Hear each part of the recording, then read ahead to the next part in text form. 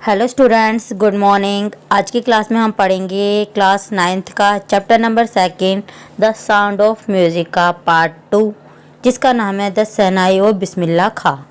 तो इस चैप्टर में हम जानेंगे बिस्मिल्लाह खां की ब्रीफ स्टोरी और साथ ही ये भी जानेंगे कि जो शहनाई है कैसे डेवलप हुई थी।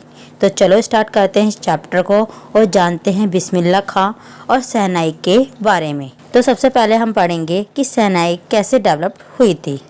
एंसेंट टाइम में पुंगी नाम का एक म्यूजिकल इंस्ट्रूमेंट था जिसकी साउंड बहुत ज़्यादा तीखी थी, जिसके कारण वहाँ के जो एम्परर थे औरंगजेब, उन्होंने इसके प्ले करने पर बैन लगा दिया था। इसको बैन लगाने के पीछे उसका अनप्लेजेंट साउंड था। तो किसी ने भी सोचा नहीं था कि वो इस पुंगी की साउंड को कभी भविष्य में, कभी फ्यूचर में दोबारा सुन पाएंगे। बट वहाँ एक बार्बर रहता था जो कि म्यूजिशियन की फैमिली से बिलोंग करता था।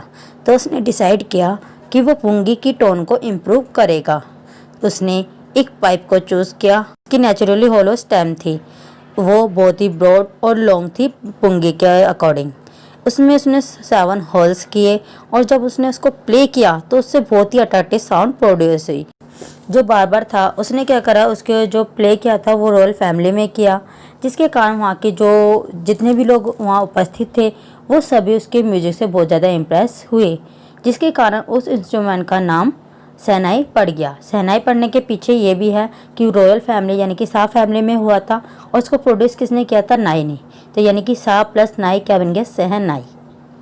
तो हमने जाना अभी ये किसके बारे में, शहनाई कैसे डेवलप हुई थी। तो अब हम जानेंगे बिस्मिल्लाह खां के बारे में। जैसे कि हम सभी जानते हैं बिस्मिल्लाह खां ग्रेटेस्ट शहनाई प्लेयर रहे हैं। तो अब हम जानते हैं कि उनके जीवन की शुरुआत कैसे हुई और कहाँ हुई। बिस्मिल्लाह खां का बॉर्न 21 मार्च 1916 को डुमराव बिहार में हुआ था। वे म्यूजिशियंस की फैमिली से बिलोंग करते थे। उनके घर में प्रोफेशनल शहनाई प्लेयर्स रह चुके थे। बिस्मिल्लाह खां जब वो 5 इयर्स के थे तब वे गिल्ली डंडा खेला करते थे डुमराव में पौंड के किनारे। और जब वो वहाँ खेल लेते थे उसके बाद वो पास के टेंपल में जाते, जो कि बिहारी जी का टेंपल था। वहाँ जाकर वो भोजपुरी में गाया करते और वहाँ के जो लोकल महाराज थे वो उनकी गानों से बहुत ज़्यादा प्रभावित होते, बहुत ज़्यादा खुश होते, जिसके कारण वो उन्हें इनाम के यानी कि प्राइज़ के रूप में एक बड़ा सा लड्डू देते थे। और जो ये लड्डू होता था वो 1.25 kg का होता था। अब जब बिस्मिल्लाह खां थोड़े बड़े हुए, यंग में एज के हुए, तो बिस्मिल्लाह खां वहाँ से बनारस चले गए रियल अंकल यानी कि अपने मामू अली बख्श के यहाँ। वहाँ जाकर उन्होंने शहनाई को बजाना सीखा। बिस्मिल्लाह खां उसकी प्रैक्टिस करते, काफ़ी घंटों वो बालाजी मंगला मैया के टेम्पल्स में उसकी प्रैक्टिस करते, गंगा के किनारे एकांत में बैठ के उसकी प्रैक्टिस करते और साथ में जो गंगा का बहता हुआ पानी था उससे उनको बहुत ही इंस्पिरेशन मिलती थी, जिसके कारण उन्होंने न्यू राग्स इन्वेंट कर लिए थे। बिस्मिल्लाह खां ने काफ़ी अवार्ड्स और सम्मान अर्जित किया था। जब इंडिया को फर्स्ट टाइम आज़ादी मिली थी 15 अगस्त 1947 को, तो वो पहले फर्स्ट इंडियन थे जिन्होंने शहनाई के साथ अभिनंदन किया था। उन्होंने काफ़ी नेशनल अवार्ड्स भी लिए हैं, जैसे पद्म श्री, पद्म भूषण, पद्म विभूषण, ये सारे अवार्ड्स उन्हें मिले हैं। 2001 में उन्हें Bharat Ratna highest civilian award से सम्मानित किया गया। उनको केवल भारत में ही नहीं बल्कि अन्य देशों में भी उनका सम्मान किया जाता था। तेहरान में उनके नाम पर एक ऑडिटोरियम भी बनाया गया है। उस्ताद बिस्मिल्लाह खां को लोग प्यार से खान साहब भी कहते थे। उन्होंने इस पूरे संसार में काफ़ी ट्रैवल किया हुआ है, लेकिन फिर भी वो अपने घर को नहीं भूलते हैं। इस धरती पर उन्हें सभी प्लेसेस में से केवल सबसे ज़्यादा प्यार बनारस और डुमराव से ही है। उनका एक स्टूडेंट था जो अमेरिका में रहता था। वो चाहता था कि खान साहब शहनाई स्कूल के हेड बने, जो कि अमेरिका में था।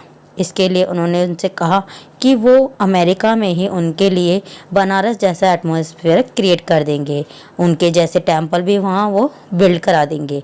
बट खान साहब ने उससे पूछा, क्या तुम मेरे लिए वहाँ गंगा लेके आ सकते हो? इस पर जो उनका स्टूडेंट था वो वहीं चुप हो गया। बिस्मिल्लाह खां ने सिनेमा के वर्ल्ड में भी काफ़ी सक्सेस हासिल की है, लेकिन उन्होंने कभी भी मुंबई में जाकर रहना स्वीकार नहीं किया। वे आर्टिफिशियल लाइफ जीना नहीं चाहते थे। वे म्यूजिक को मनी से ज़्यादा प्रेफर करते थे। वे म्यूजिक का जो अर्थ था वो डिविनिटी समझते थे। डिविनिटी का अर्थ होता अलौकिकता। उन्हें भारत रत्न जैसा पुरस्कार मिला, लेकिन फिर भी उनके अंदर कोई भी घमंड नहीं आया। वे अपनी नॉर्मल लाइफ, सिंपल लाइफ फिर से जीते रहे।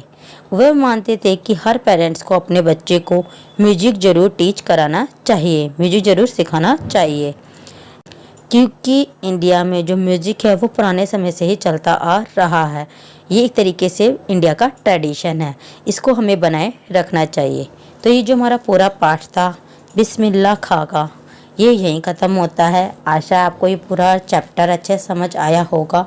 अगर आपको ये चैप्टर अच्छे से समझ आया हो तो प्लीज़ मेरी वीडियो को लाइक करें, शेयर करें और मेरे चैनल को सब्सक्राइब करना ना भूलें। तो अब हम मिलेंगे नेक्स्ट वीडियो में नेक्स्ट चैप्टर के साथ।